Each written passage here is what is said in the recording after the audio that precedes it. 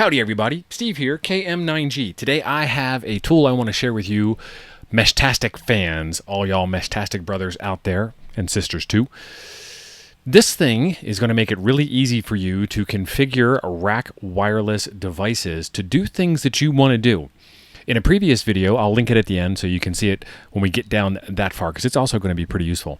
But in that video, I built out a repeater, and since that video, they changed the name repeater to something else because Meshtastic is moving fast. In this video, I'm going to use the Meshtastic designer tool from RAKWireless to make up a Meshtastic weather station. And I want to know what the weather is all around my node. And in order to know that, I need a whole bunch of sensors and things. And this tool is going to help me do that. And we're going to fumble through it together because that's kind of something I want to show you, is that not everything works with everything, and that's why this tool is necessary. Because you need to figure out what parts you need to go with what parts you need to go with what parts you need to complete your mission. And this is only going to be the RAKWireless parts. There are other parts, which again is why I'm linking that repeater video in the end. I keep calling it a repeater. Because you'll also need like a USB solar panel and a battery and a whole bunch of other stuff. So this will get you 97% of the way there, and that other 3%, I got you too. Let's get over to the website and make this thing happen. There will be a link in the description down below for you. I always take care of you that way. But this helps you out with the WizBlock and Meshtastic stuff. And the first thing we need to do is we need to start. If you have a login, or if you don't have a login, create one. Can we do that yet? Nope, we got to hit start first. This way you can save a couple of different designs. You can share different designs, I'm sure, at some point if they don't have it already. But you're probably going to want to have a couple of different designs, and you're probably going to want to save those couple of different designs. Hit the start button. Let's take a look. What functions will this Meshtastic device require? I don't need to know acceleration because it ain't going to be moving. I don't know what I need about an adapter. I do need air quality, barometric pressure. I don't need a display because I'm going to use my cell phone. E-ink, e-paper, Ethernet, GNS. I need GPS. Humidity, yes. I'm clicking everything weather related. I don't need motion because it ain't motioning. I don't really need location. I'm only putting GPS in because I happen to move a lot. I'm a full-time RVer and I am never in the same place. But if I was in the exact same place and this thing was installed physically in my yard, getting rid of that GPS frees up a slot. OLED particle matter, that's cool. I can talk about the dust and pollen and stuff in the air. I don't need position. Pressure would be real good. I don't need a clock because I have GPS. Temperature would be good. Okay.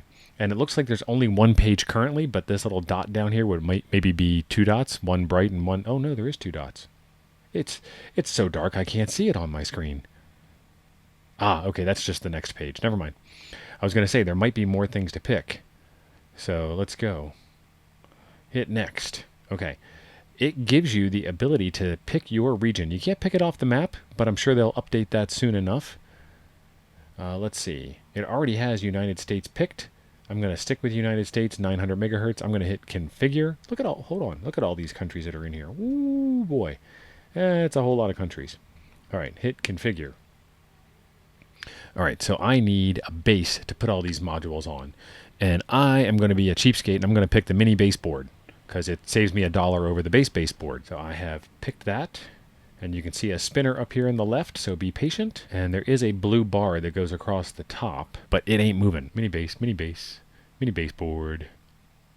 There we go. No, it picked the regular baseboard. Let's get rid of that. And let's go back to mini baseboard. Was I being impatient still? Holy moly. All right, I'm going to go back to the beginning and do all this all over again because I think I missed something. This is why this tool exists. Back to the beginning. Hit the start button. Air quality, barometric pressure, GPS, humidity, particle matter, pressure. What was that? When I hit particle matter, a whole bunch of stuff went dark. So maybe there's not room for it? Pressure, temperature. And as you click these things, you can see that blue bar go across the top, telling y'all that something's happening, and you can see the spinner spin. I'm going to put the pressure back on. I'm putting the pressure on. I'm going to put the temperature on.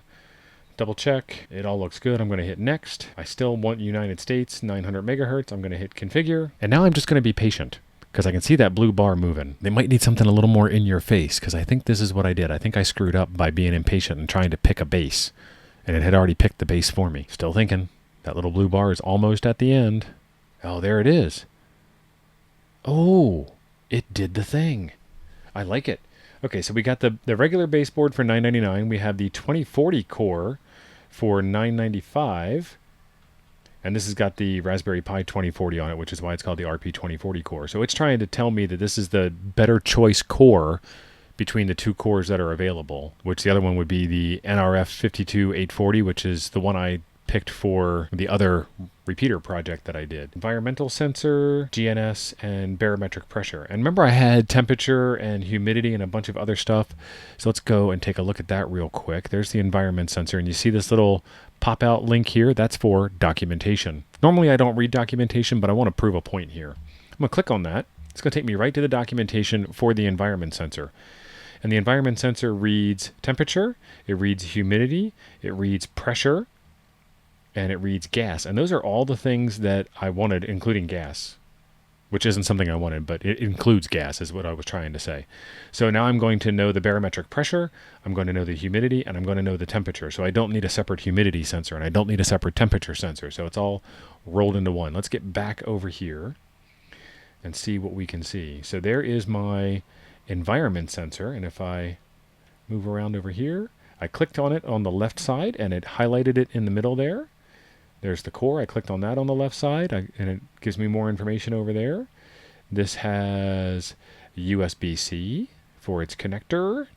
It has the solar connector and the battery connector. And if you haven't worked with one of these before, you can see it on the silk screen on the board. So it's telling you for sure. But you see that little plus sign? Let's rotate this up. We zoom in. We can zoom in.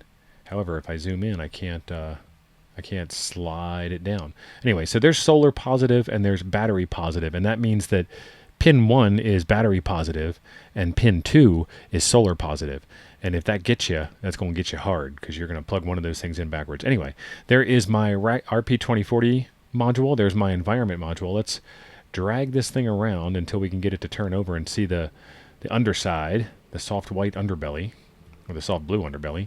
I've got a pressure sensor, and then what's this big boy? Let's click on it. This is slot D contains a valid choice, and this is the location module. So I've got all the module stuff that I could need on this guy, and all the information I could want. An I/O adapter, if I wanted an I/O adapter.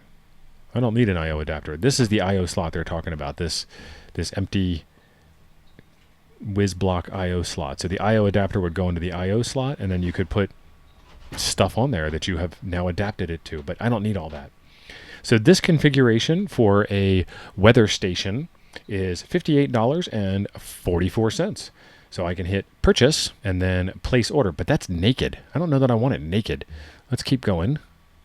Display, I don't need a display because it's going to be inside of a box outside. Don't need the clock, again, because the GPS has a clock. All right, there we go. There's the enclosure. So I need a mounting plate to put this stuff on inside the enclosure, and it's telling me that I only have, no, I have 3. Let's see. I am going to get the cheaper one. I'm going to pick the first one, $4.90. Got a mounting plate, and it puts the board on top of the mounting plate. That looks pretty good to me.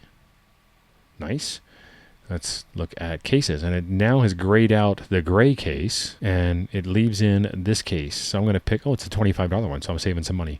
I'm going to make it white, make it more heat resistant, ever so slightly, and now it's all wrapped up inside a case, and I can't see it. So it's a good thing that you do that at the end.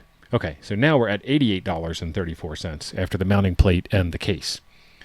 And then we just hit purchase and place order.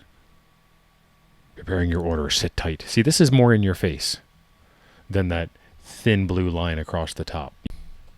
And then from there, it is figure out some way to mount it up high or wherever it is that you want it. On mine, I can just sit it out on the picnic table and go from there because I'm constantly moving. And I really don't need this thing mounted permanently on the outside of the RV, and I can't mount it at all on the inside of the RV because that's a totally different weather environment. Okay, so that link in the description for y'all is going to be a little bit interesting.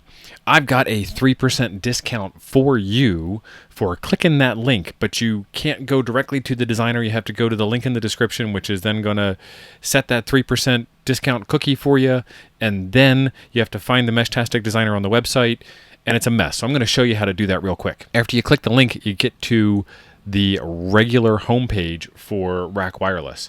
At the top here, there is Meshtastic. Click on that, and then this is all of the Meshtastic stuff that they have. And if you scroll down Keep scrolling. Keep scrolling. Here it is. Start designing today. And that takes you to, wait for it, the designer. Ta-da! Sorry for the extra steps. Just kind of the way the things work if you want to get that 3% discount. I wanted to share this tool with you as you enjoy your Meshtastic journey, and maybe this will help you enjoy it a little bit more. This year, I am trying to reach 100,000 subscribers, and you can help. Right below the video, there is a little button. It says subscribe. Subscribe on YouTube is free, not like some of those other places like Netflix where you don't really get to watch ham radio content all that much, or Meshtastic content, for that matter. And it would be great if you could click that subscribe button for me and help me achieve my goal. That repeater video that I was telling you about during the video, I'm going to leave that linked for you right up here. I'll see you over there. Thanks for being awesome.